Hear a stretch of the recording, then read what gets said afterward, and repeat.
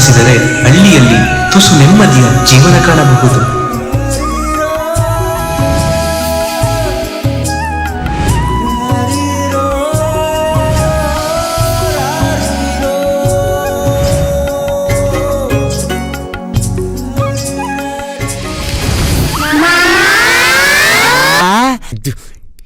ಏನ್ರೋ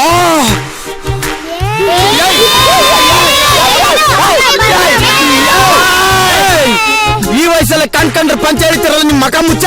ಕಾಮೆ single tea ಕಾಮೆ ನಿಮ್ ಹುಡುಗಿಗ್ ನಾ ಮಾಡಿದ್ನ mummy ಪ್ರಿಯಂಗೆ ಮಾಡಲ್ Impress ಆಕಾಶದಿಂದ ಸೆಂಟರ್ ಫ್ರೆಶ್. ಹೃದಯದೊಳಗೊಂದು ಮೌನದ ಪಿಸು ಮಾತು ಸೇರಲು ಬಯಸಿದೆ ನಿನ್ನಂತೂ. ನೀನ್ ಯಾವಾಗ್ಲೂ ಈ ರೀತಿ ಪುಸ್ತಕ ಇಟ್ಕೊಂಡು ಓದ್ತಾ ಇದ್ರೆ ಹೇಗ ಪಾಪ ನಿಮ್ ತಂದೆ ಈ ವಯಸ್ಸಲ್ಲೂ ಎಷ್ಟು ಕಷ್ಟಪಟ್ಟು ದುಡಿತಾ ಇದಾರೋ ಅವ್ರಿಗೆ ನೀನ್ ಕೆಲ್ಸಕ್ಕೆ ಹೋಗಿ ಸ್ವಲ್ಪ ಸಹಾಯ ಮಾಡ್ಬಾರ್ದೇನೋ. ಎಂತ ದರಿದ್ರ ಮನೆ ನೋಡಿದೀನಿ ನಾನು. ನೆಮ್ಮದಿಯಾಗಿ ಬುಕ್ ಓದಂಗಿಲ್ಲ ಇಲ್ಲಿ. ಅಮ್ಮ ನಿಮ್ಮಂಗೆ ಈ ಹಂಚಿನ ಮನೆ ಬದುಕಕ್ ಇಷ್ಟ ಇಲ್ಲ ನನಗೆ. ನಂದೇ ಆಡಿ ಕಾರ್ ತಗೋಬೇಕು ನಾನು. ನಂದೇ ಸ್ವಂತ ಬಂಗ್ಲೆ ಇರ್ಬೇಕು. 500-600 ಜನಕ್ಕೆ ನಾನ್ ಕೆಲ್ಸ ಕೊಡ್ಬೇಕು. ಆ ತರ ಬದುಕಬೇಕು ಅಂತಿರೋದು ನಾನು. ಸುಮ್ನೆ ತಲೆ ತಿನ್ಬೇಡ ಹೋಗೋ. ನಮ್ಗೊಂದ್ ಕೋಟಿ ದುಡ್ಡು ಬಂದಿದ್ಯಪ್ಪ. 1 ಕೋಟಿ ದುಡ್ಡು. ಇನ್ಮೇಲೆ ನಾವು ಬಡವರಲ್ಲಪ್ಪ.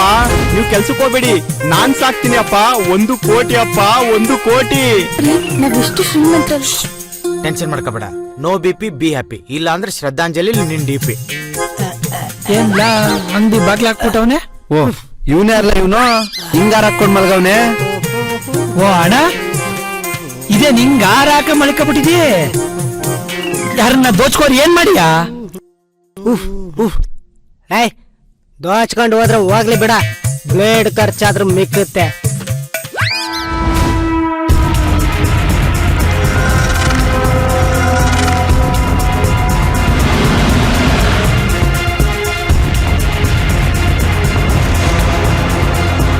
ಹಣದಿಂದ ಅನ್ನನ ಕೊಂಡ್ಕೊಳಕ್ಕಾಗಲ್ಲ, ನೆಮ್ಮದಿನೂ ಪಡ್ಕೊಳಕ್ಕಾಗಲ್ಲ. ಹಣ ಬದುಕನ್ನ ನಡೆಸಕ್ಕೆ ಮಾತ್ರ. ಸಂಪೂರ್ಣ ಬದುಕು ಹಣನೇ ಆಗಲ್ಲಪ್ಪ.